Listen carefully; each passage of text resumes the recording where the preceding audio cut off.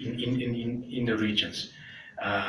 And also Laos is a small populated country. We are just 7 millions.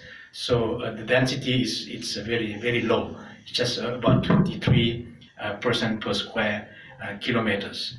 And Laos, definitely we also want to move as like the Pakistan Prime Minister mentioned about the green growth, green economy. So that's actually, it's considered to be our strength. Of course, we cannot compare to the neighboring country like Thailand, Vietnam, which actually have already becomes an industrialized powerful nations in the region. But Laos is a small, tiny country. We better go what we call it Lao way of developments. Now, I'm talking about the hydropowers exports. Definitely, the hydropower is considered to be, I mean, it contributes enormously to the incomes of the governments. And then, but however, in terms of the transboundary impacts, we always take into account whenever we do any hydropowers development projects. You talk about sediments or water flows, fisheries, and transportations. And for these reasons, that's why Laos, we don't rely only on one source of energy, which is actually only from the hydropower, and we are moving forwards to an energy mix that can include the non-hydro renewable, especially from the solars, from the winds, and from the coal. And we think that a more diverse energy mix will help to the growth the economies and will prove more resilience for to the extremes weather events. And these diversifications of power generation will also reduce transboundary impacts and to strengthen the regional solidarities.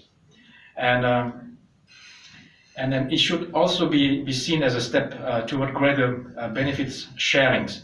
For example, that while the Lao PDRs seeks to minimize the downstream impacts on Cambodia or Vietnam, it needs actually the neighboring countries' collaborations and cooperations. For example, when we in Laos we try to reinforce laws on illegal loggings, we definitely need the collaborations from Vietnam and from the other neighboring countries. And the Prime Minister degree of 015 or 15 actually is now already being put in place, and I would say it's getting better, and we stop all the illegal logging, which actually it's quite a significant progress in terms of preserving the forests in Laos. And apart from that, right now Laos and Vietnam, we are working on preservations of one of the world natural heritage sites, which is in Nam No in Laos. On Vietnam side, it's called Phong Nha Ke Bang, the World Heritage Site in Vietnam. So we need to collaborate on this. And on the presentations, I like to talk a little bit on what is the role of the Mekong River Commissions. The MRC already has been built for over 60 years, 62 years, and we from the institutional structures, we have the council, we have the joint committee, we have also the MRC secretariat, which actually is working to serve the needs of the 5